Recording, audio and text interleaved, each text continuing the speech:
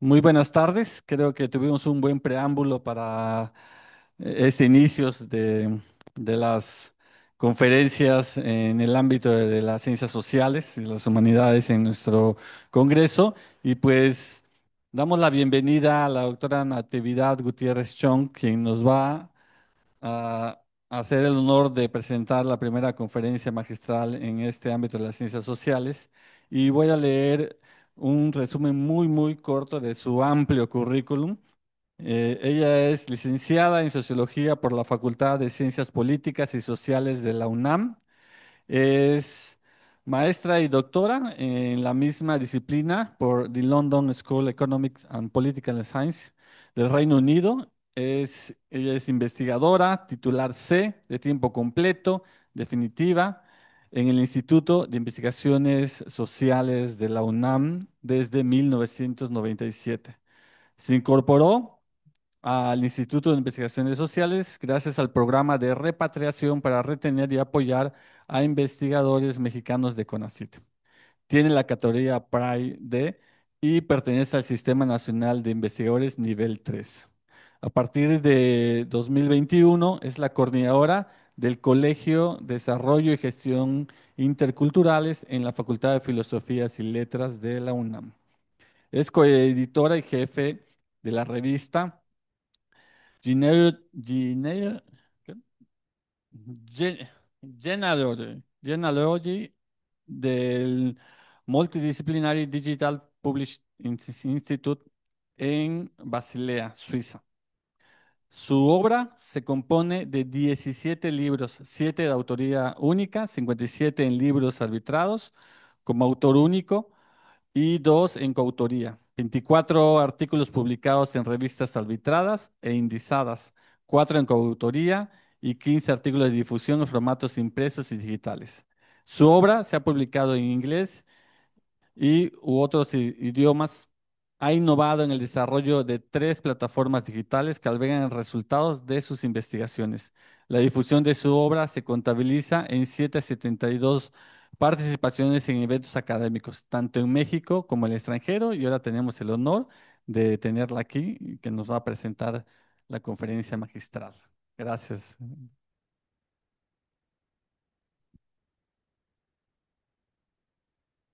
Muchas gracias por tan cálida presentación, también por esta invitación para ser parte de los festejos de estos primeros 50 años. Y quiero empezar pues felicitándoles, una cálida felicitación por estos primeros 50 años de investigación y pues con todos los deseos para que sigan más y más y más y más décadas de fructífera investigación interdisciplinaria, que en la mañana estuve escuchando el panel de diabetes en comunidades mayas y creo que ahí hay un grandísimo potencial para seguir haciendo más investigación. Muy bien, pues yo voy a compartirles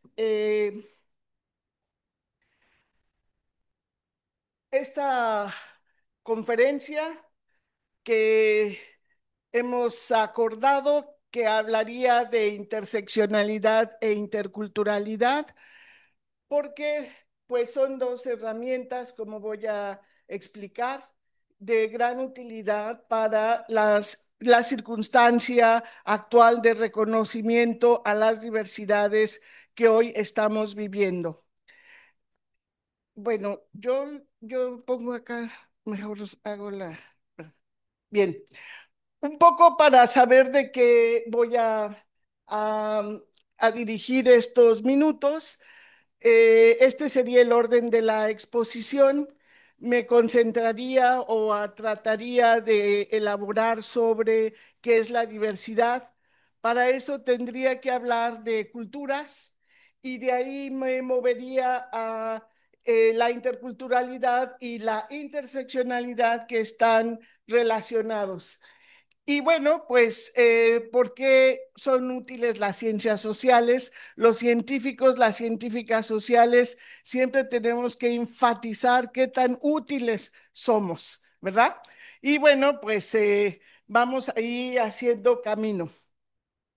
El planteamiento es que la interculturalidad y la interseccionalidad pueden ser dos metodologías o dos enfoques. Esto nos permite adentrarnos a la diversidad cultural, entender la diversidad cultural, porque también esto nos remite a que hoy en día nos preocupa entender la diversidad cultural u otro tipo de diversidades, y para ello se requieren también políticas públicas más específicas. Para poder entender estos dos conceptos, pues rápidamente traigo una noción de sociedad, ¿no? Y otra de cultura, porque pues estos van a ser siempre los asideros sobre estos enfoques de interculturalidad e interseccionalidad.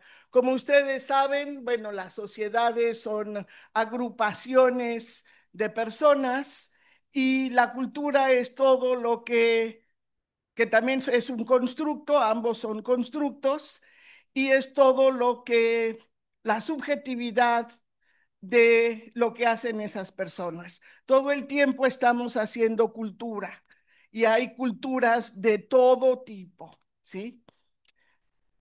Bueno, eh, quiero empezar diciéndoles que la humanidad, ¿no? En el globo terráqueo, en la Tierra, todos los seres humanos hemos sido organizados de alguna manera.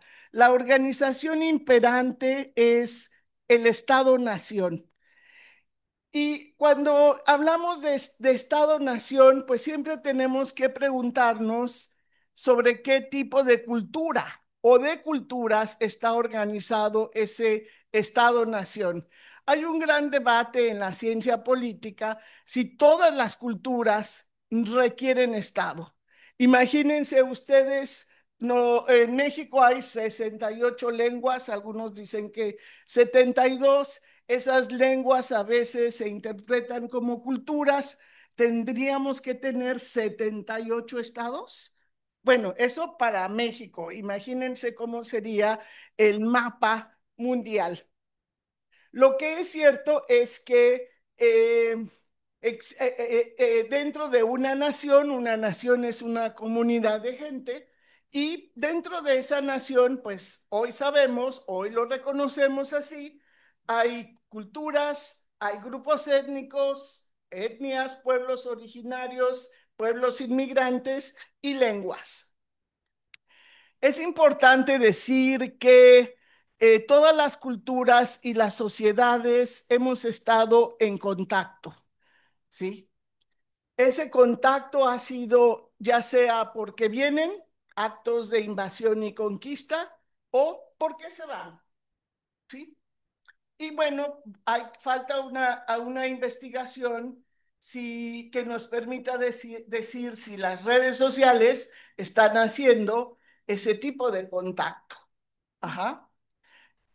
De manera que, pues, aquí tenemos la invasión y la conquista, y luego la migración. Y de esa manera es que estamos siempre en contacto con otras culturas. Esto de reconocer y celebrar la diversidad no siempre fue así. La diversidad se ha combatido, ha sido blanco de políticas para desaparecerla. Esto es, bueno, el Estado generalmente construye a la nación, y ha sido una política el indigenismo, que pues era mejor que los pueblos indígenas se asimilaran. En ese entonces no se reconocía a la población afromexicana y se buscaba la aculturación, la asimilación, el mestizaje, la mexicanización, la fusión y el sincretismo del barroco colonial mexicano. Eh, estas políticas de exterminio, de expulsión, tuvieron alguna influencia en la formación de, el Estado y la nación mexicana, pero han sido más determinantes la aculturación y la asimilación, aunque sabemos que otros países pues han practicado muy severamente, ¿no?, estas políticas de desaparición de la diversidad. Hoy reconocemos a esa diversidad. ¿Y esto cuándo ocurrió? Ocurrió ¿cómo fue que ocurrió ese gran cambio de desaparecer la etnicidad o las diferencias, la diversidad, a reconocerla? Bueno, sin duda, pues el Ejército Zapatista de Liberación tuvo un gran acierto, una gran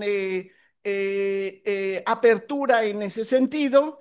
Luego vino la Declaración de los Derechos de los Pueblos Indígenas y Tribales, que generó un concepto que se conoce como multiculturalismo constitucional, y esto es que pues los estados que se sumaron a la declaratoria, entre ellos México, empezaron a hacer reformas a sus constituciones.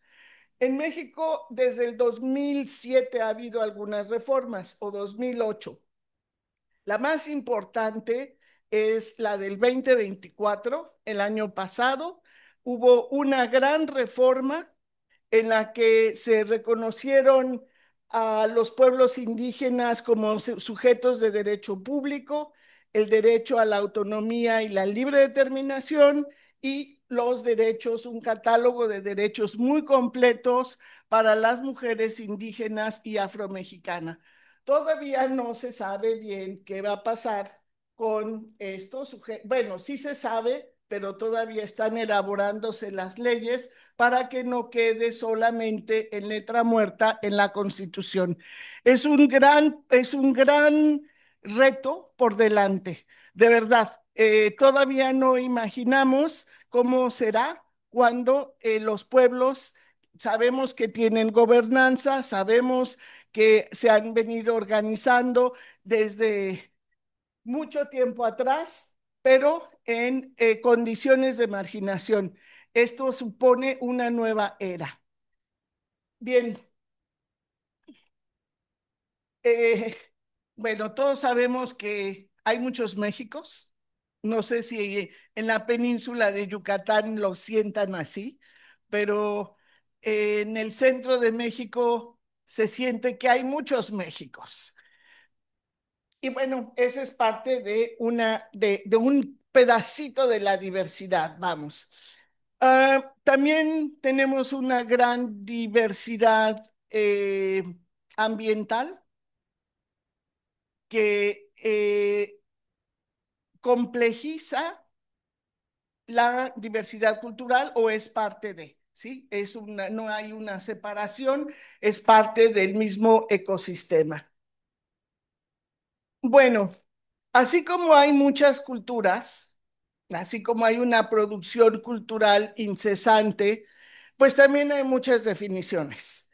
Eh, lo que es importante es que las culturas nunca están en aislamiento, ni hay pureza cultural, ¿sí? Eso de pureza cultural, quién sabe por qué lo inventaron, para no compartir recursos seguramente. Y como decimos, pues siempre están en un continuo contacto e intercambio.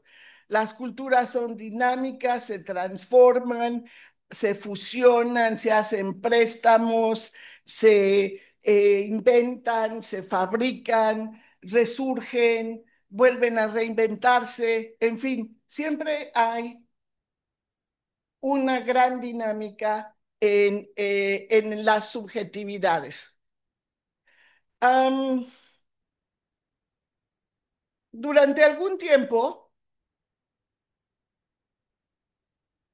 las llamadas culturas de élite o la cultura occidental, la high culture, ¿no? La cultura alta, la eurocéntrica, pensábamos que esa era la cultura, la ópera, el vals, Dostoyevsky, hablar un idioma extranjero, europeo, en fin, pensábamos que eso era la cultura. Y todo lo demás, pues al fondo del túnel, seguramente. Hoy sabemos que no es así. Hay una gran vitalidad de las culturas indígenas y afro, recientemente reconocidas, como sabemos, y también hay un gran auge de la cultura popular o comunitaria que han sido desprestigiadas por estas llamadas culturas eurocéntricas. Y bueno, el tema de la cultura nacional es muy vasto porque pues eso supone que una sola identidad nos abarque a todos desde Yucatán hasta Tamaulipas, ¿verdad? Y eso, bueno, es un poco complicado, pero hay esfuerzos al respecto. Eh, ¿Qué podría ser la diversidad cultural? Como hemos venido diciendo, todos los grupos sociales hacen cultura. Pero ha habido razones históricos o procesos histórico-culturales de dominación y de economía y de hegemonía llevados a cabo por el colonialismo, por algún tipo de nacionalismo, y esto ha sido que muchos grupos hayan sido vulnerados, excluidos o invisibilizados. Eso hace que muchas culturas parezca que carecen de prestigio y se han cargado de estereotipos, pues un poco para disminuir su importancia. Pero de eso se trata precisamente, de que no hay culturas mejores que otras. Y para esto importa mucho lo que significa el reconocimiento político y social que se empieza con la Constitución y mencioné con el multiculturalismo constitucional. Para hablar de interculturalidad, hay que detenerse unos segunditos para hablar de multiculturalismo, que vamos a decir es un antecedente de esa interculturalidad. El multiculturalismo es un movimiento intelectual, es un movimiento constante, no tiene una meta. Ah, ya somos multiculturales, aplaudamos, celebremos y vayámonos a casa. No, es un continuo movimiento. Empieza como un cuestionamiento para demoler los dogmas, para demoler las doctrinas, las hegemonías, el universalismo, el oficialismo, las narrativas y los mitos. ¿No han ustedes escuchado que lo que dice la historia oficial es distinta a la historia local? Pues esa es una manera de demoler una narrativa oficial, es cuestionar la vigencia y validez absoluta de los discursos y las narrativas dominantes. Luego, también nos permitimos hacer un debate crítico al colonialismo. Sabemos que prevalece un colonialismo interno en nuestro país, en América Latina. El nacionalismo tiene muchas caras. no vamos a comparar el MAGA, ¿no? De Trump con el nacionalismo de Belice, por ejemplo, o nuestro propio nacionalismo. Hay hay grandes distancias, pero sí podemos cuestionar al patriarcado, que está ligado al racismo, al clasismo y al machismo, como ideologías que han sido generadas por el Occidente y que han sido la narrativa de hombres blancos, protestantes, educados, aristócratas de élite, que poco han tenido que ver con nuestras realidades. Y luego, pues, la imposición de las narrativas para expresar superioridad, jerarquía y verticalidad. Ahora, la interculturalidad también es un movimiento de ideas, también es un movimiento intelectual. Aquí es importante mantener la perspectiva del Estado-nación, de la soberanía del Estado-nación, y que la interculturalidad es todo lo opuesto a la hegemonía y a la homogeneidad, y esto supone desde luego varios retos. El principio más importante que hay que mantener es que no hay culturas mejores ni peores. Aquí vamos a buscar el reconocimiento de la igualdad y la equidad entre culturas. Eso como principio de la interculturalidad. Desde luego que hay múltiples maneras de teorizar la diversidad. Hay muchas escuelas, los estudios culturales, los estudios subalternos, los poscoloniales, las epistemologías del sur, la justicia epistémica, es decir, todas aquellas escuelas de pensamiento que buscan escuchar las voces de quienes no han sido incluidos, ¿sí? Mujeres indígenas, mujeres afro, hombres indígenas, comunidad LGT, infancias, adultos mayores, en fin, todos aquellos que no han sido escuchados. Y aquí, no sé si alcanzan a ver, ahí está el nombre de Gayatri Spivak. ¿Ustedes han oído hablar de Gayatri Spivak? Bueno, ella escribió un manifiesto que se llama ¿Puede el subalterno hablar? Gayatri Spivak es una historiadora de la India, de casta brahmana, muy alta. En la sociedad de la India, las castas pues son unas de oro y otras intocables, y ella, pues por ser de casta brahmana, es enviada a Oxford a estudiar historia, porque la historiografía inglesa es muy reconocida. Y ella fue enviada a estudiar historia y se dio cuenta que pues la historia que le enseñaban no tenía nada que ver con su propia experiencia, aunque fuera de casta brahmana. Así que los historiadores ingleses decían que la independencia o las revoluciones de la India habían ocurrido del centro a la periferia, ¿no? Que esa es una forma de historiografía muy común. Todo ocurre en el centro y la periferia, pues ahí luego nos ocupamos. Y ella decía, no, es que justamente fue al revés. Y luego también había otra crítica que ella notó. Todas las mujeres que quedaban viudas en la India se inmolaban, se autoinmolaban. Y ella decía, bueno, ¿y quién va a hablar de estas mujeres? ¿A dónde han sido arrojadas estas mujeres? ¿Cómo? O sea, no arrojadas físicamente, sino ¿quién va a hablar de estas mujeres? Los hombres blancos van a hablar de las mujeres inmoladas que no tenían o no tenían ninguna otra alternativa de vida más que autoinmolarse.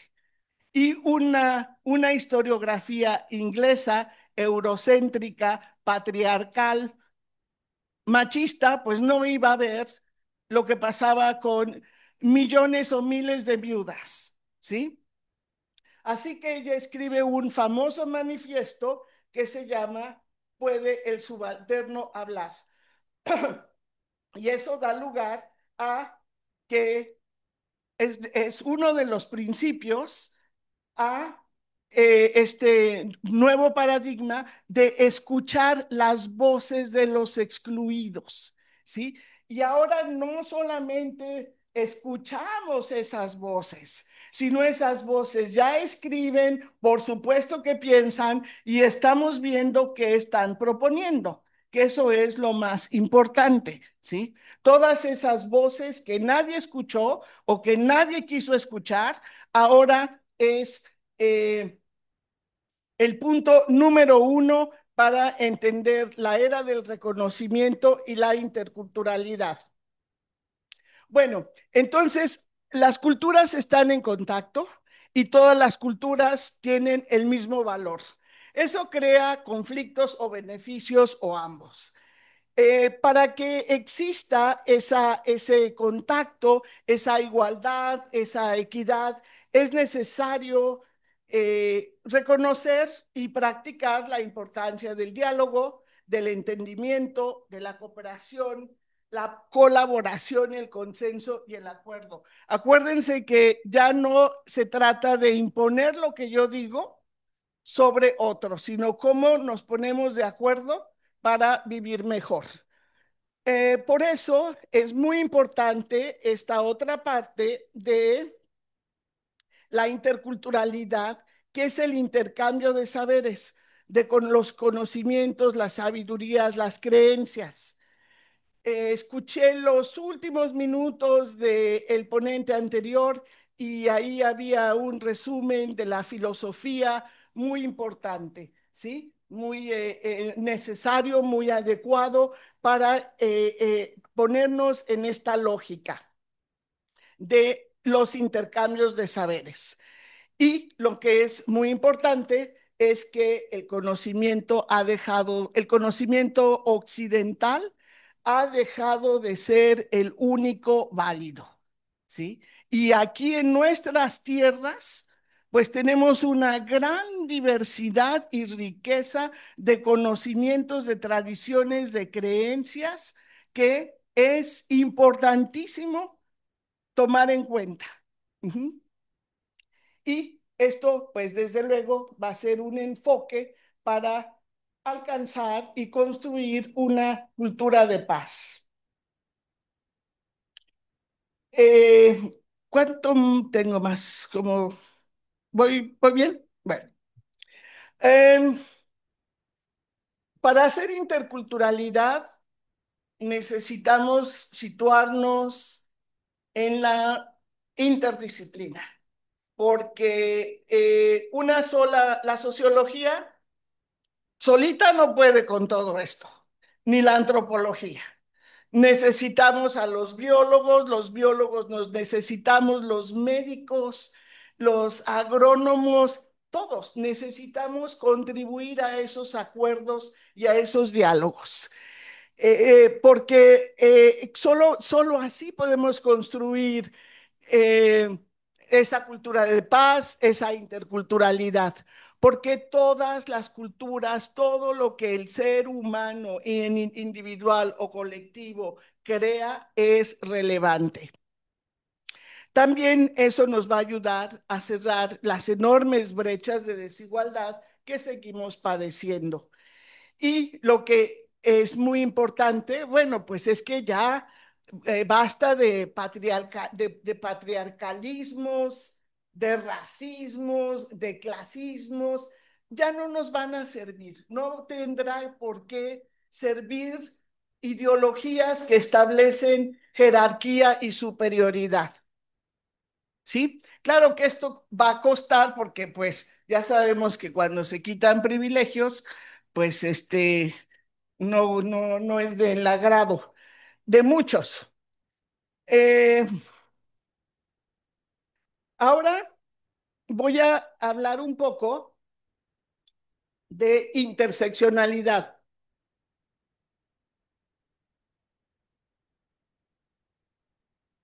porque son dos enfoques muy diferentes, pero sí son complementarios. Porque, como sabemos, la perspectiva de género pues está instalada en nuestros paradigmas, formas de conocimiento, y el género no solamente se refiere a las mujeres, ¿sí? A los hombres y a a otras diversidades sexuales. También tenemos que reconocer que somos sociedades de géneros múltiples. Y esta interseccionalidad, pues, ha sido muy efectiva para diseñar políticas públicas. Bueno, eh, mm, quiero hacer énfasis en que el género no se puede estudiar en aislamiento. ¿Qué quiere decir? ¿Vamos a estudiar a las mujeres? ¿Así nada más? Pues no. Las mujeres y qué más, edad, etnicidad, color de piel, lugar donde viven, nivel de educación, en fin, muchos otros vectores. No podemos, por eso no se puede estudiar en aislamiento. Y porque nos interesa estudiar el origen étnico, vamos a llamarle color de piel. Todavía hay mucha resistencia a hablar de raza, y es cierto, ¿sí? Las razas no existen, así como no existe la sangre azul, pues así no existen las razas. En ese plano no existen, pero sí tienen una influencia muy importante en la sociedad y en todos los ámbitos de la vida de las personas.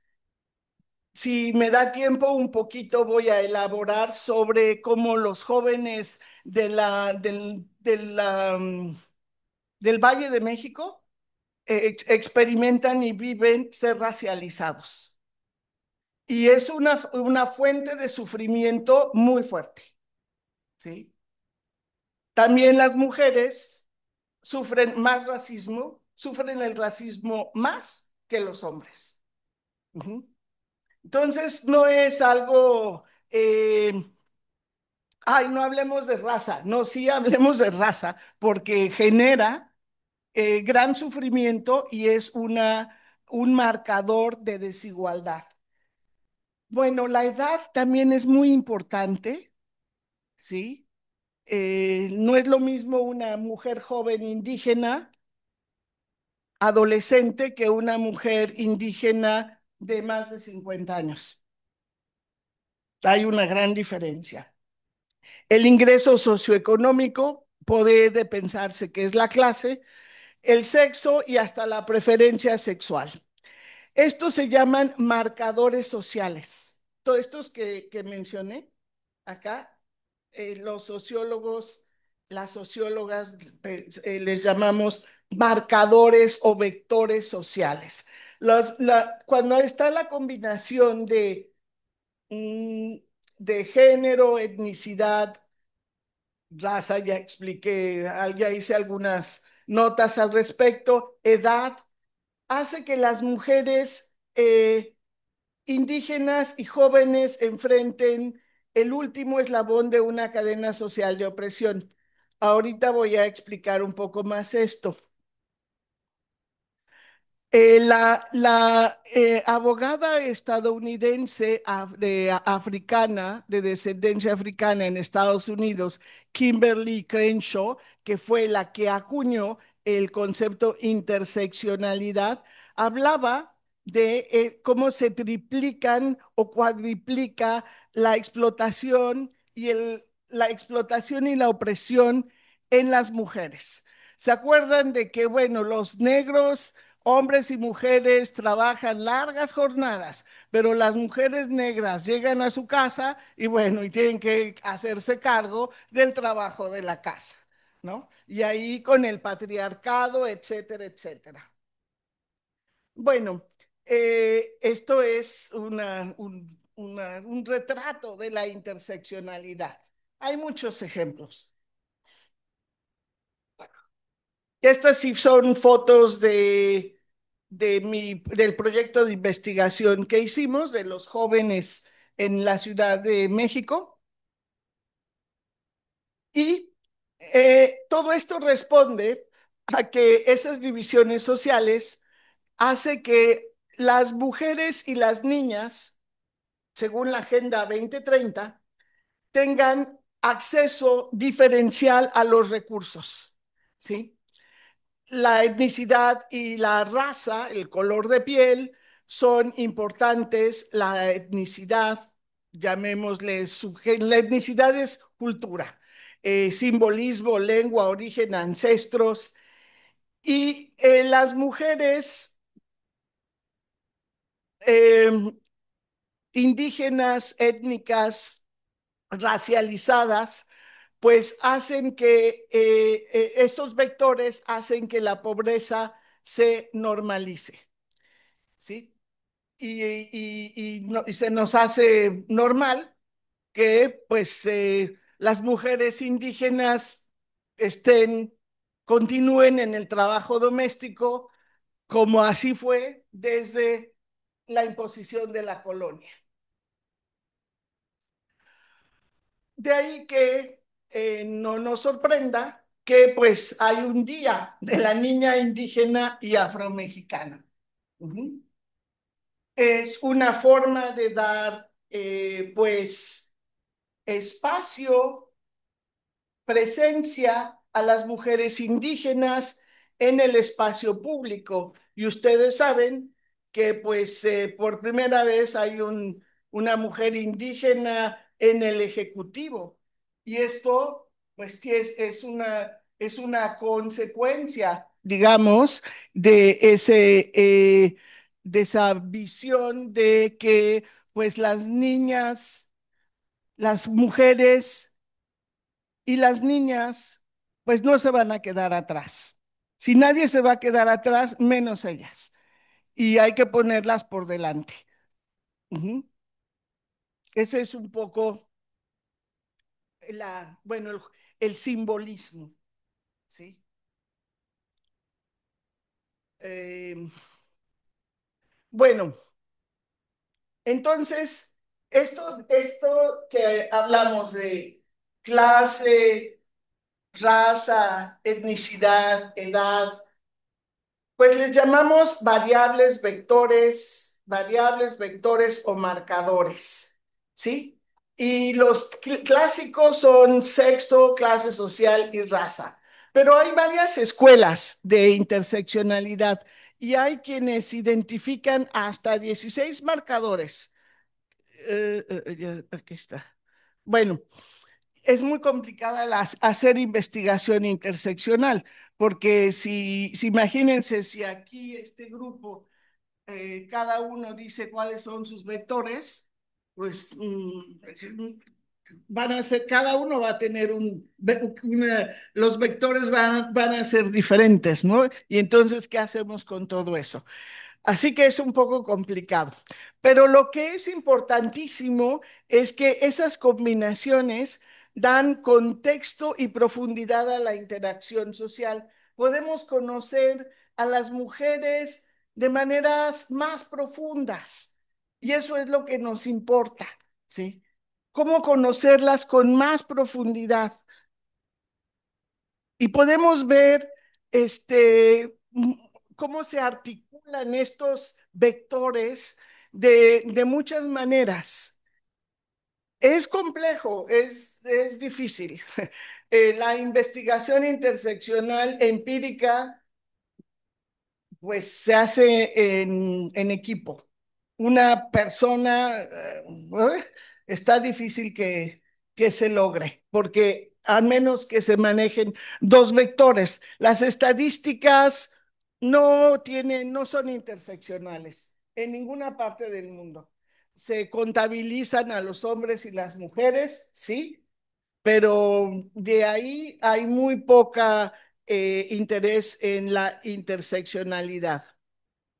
Bueno, esto es una de las fotos que el proyecto que mencioné y también pues entre los jóvenes hay una gran diversidad de, eh, de vectores. Bueno, entonces ya concluyendo, sin duda que estos dos enfoques son innovadores, estamos empezándolos a conocer. Es muy importante no dejarlos en la triada, clase, edad, raza, etnicidad. No, porque eso es una fórmula, es como un mantra, ¿sí? Y los críticos del feminismo crítico, que esto es parte del feminismo crítico, dicen, ay, bueno, sí, qué chiste, ¿no? Todas las mujeres, raza, etnia, sexo, tal. No, hay que tratar de ir a profundidad en esos vectores. Luego, otro de los temas importantísimos es que tanto la interseccionalidad como la interculturalidad deben estar situados, no se pueden estudiar en la abstracción. Por eso hablamos de mujeres. ¿Qué mujeres? Hablamos de culturas en contacto. ¿Cuáles culturas en contacto? ¿Sí? Situado. Y estos dos enfoques complejos, como les digo, porque requieren de la interdisciplina, eh, van a ser los acervos sobre los cuales se están y se irán aplicando políticas públicas verdaderamente incluyentes, ¿sí? Porque las políticas públicas afirmativas, ¿no? Afirmativas porque tienen que ser lo suficientemente elásticas y flexibles para incluir a distintos grupos de mujeres, porque una sola política pues no lleva a ningún lado. Una sola política de género no lleva a ningún lado, como tampoco a una sola política para indígenas. Ese tipo de generalidades ya están siendo rebasadas con la interculturalidad y la interseccionalidad. Y bueno, y pues yo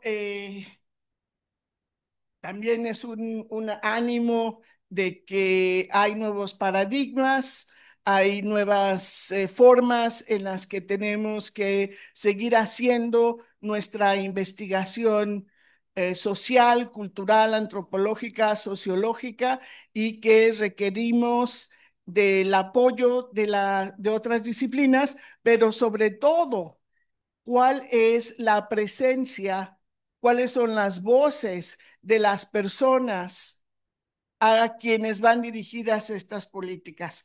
¿Qué piensan los pueblos? ¿Qué piensan los pueblos mayas de las comunidades rurales? ¿Cómo pueden aportar a las enfermedades que enfrentan? Seguro han tenido alguna experiencia que debe de ser considerada porque, bueno, de eso se trata, de una inclusión multidiversa. Y bueno, pues aquí me detengo yo y les agradezco mucho el favor de su atención.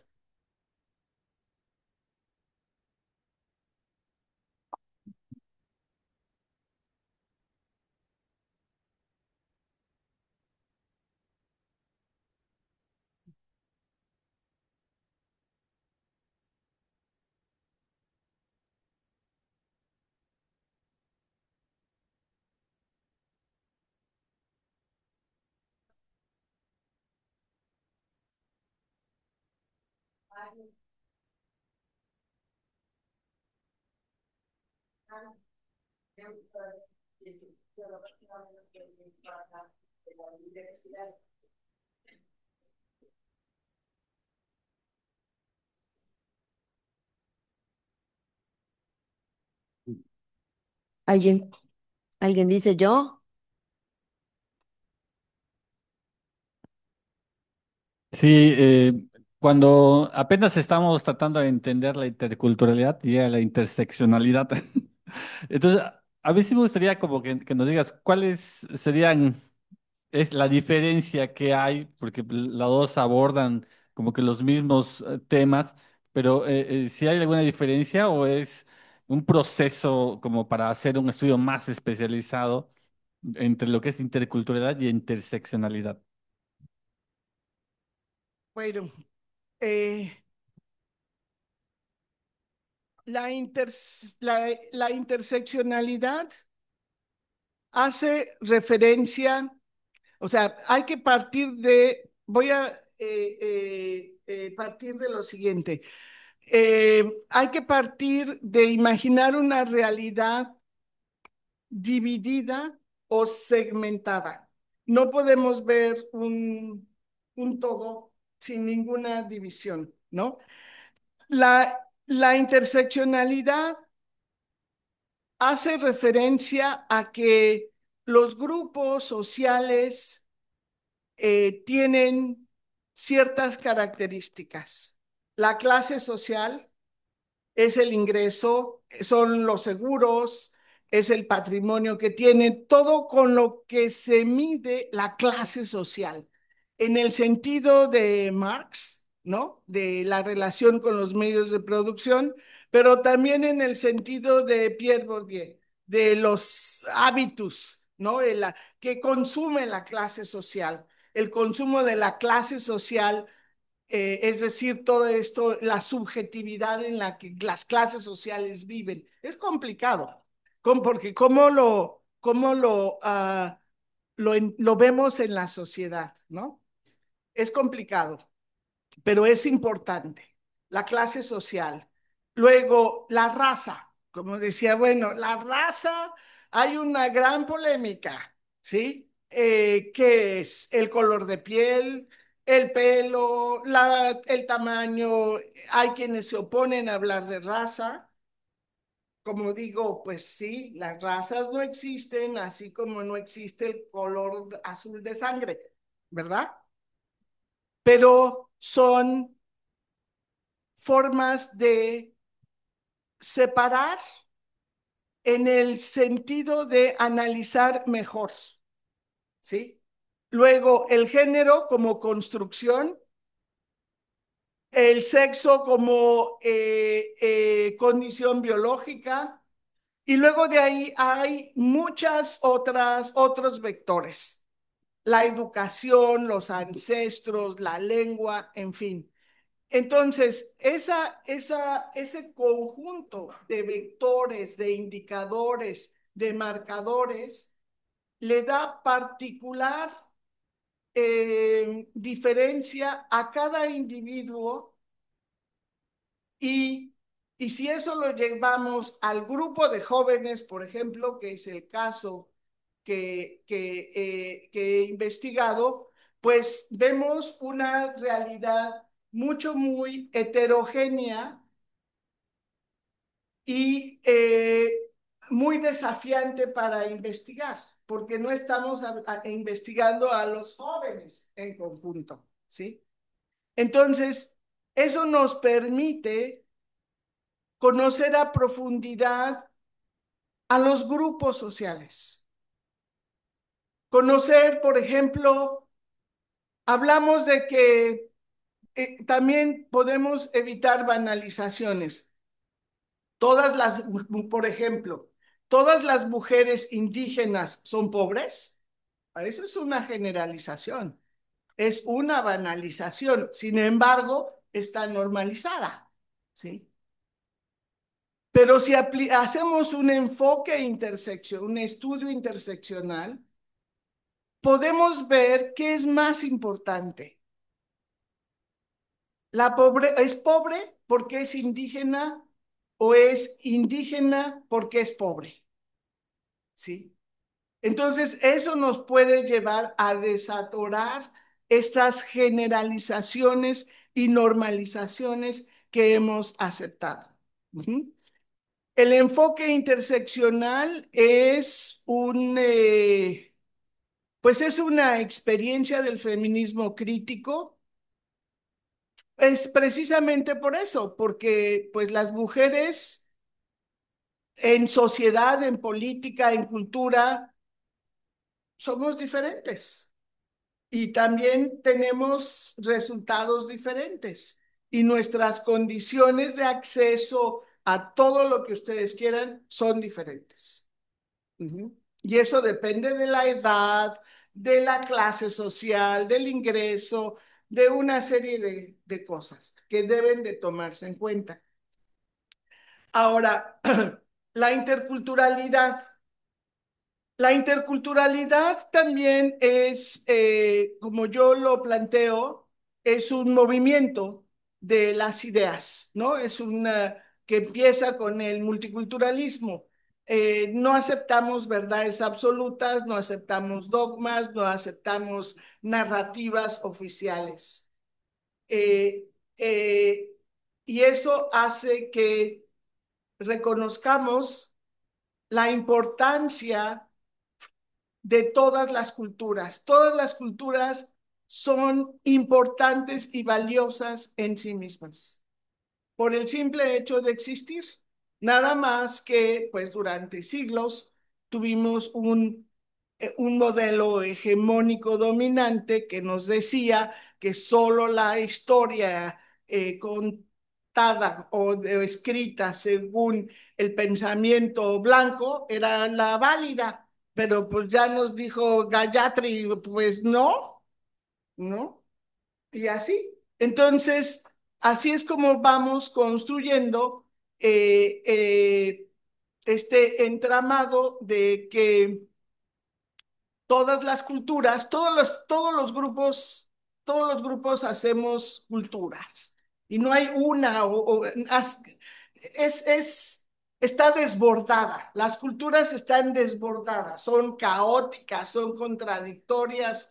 Este, es un, es una explosión de subjetividades. No hay forma de ordenarlas, ¿sí? Pero sin embargo, pues están ahí. Nosotros nos manejamos por culturas, por simbolismos, la cultura de celebrar 50 años, la cultura de tener una conferencia, la cultura de escuchar, la cultura de tener murales, todo eso es parte de pues nuestro entorno simbólico cotidiano, la invención de tradiciones, la repetición de eventos, ¿no?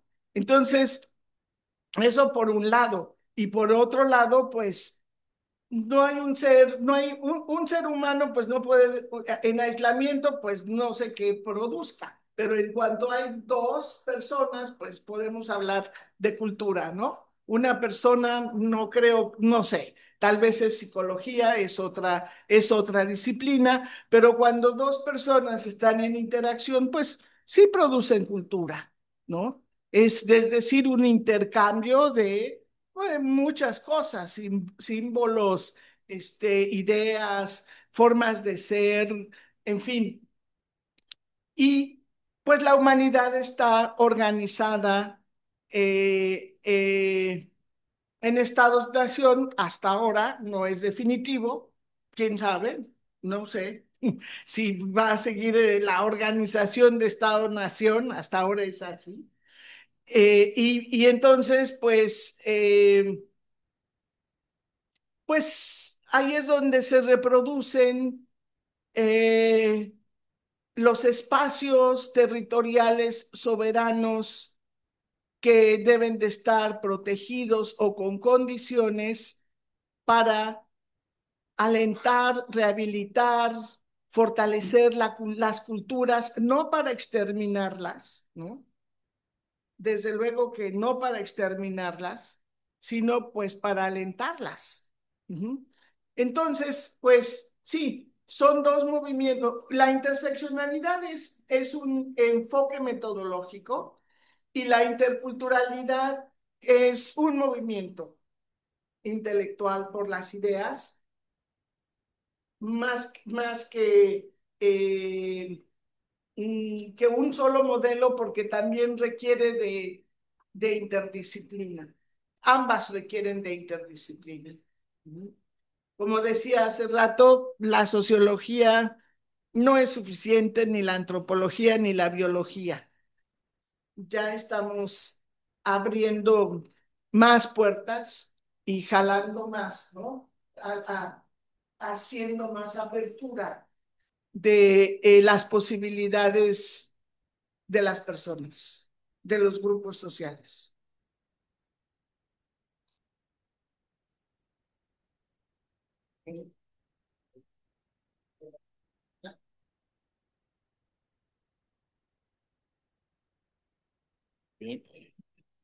Pues agradecemos mucho a la doctora Natividad por la conferencia magistral que nos ha presentado hoy.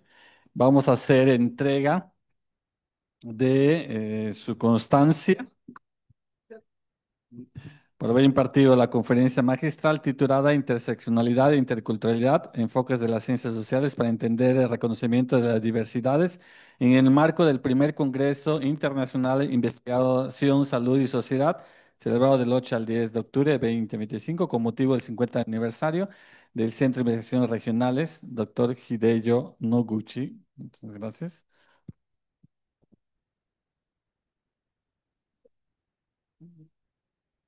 Y hacemos entrega de tres libros de la producción de la Unidad de Ciencias Sociales, justo sobre cultura maya y sobre africanos en Yucatán.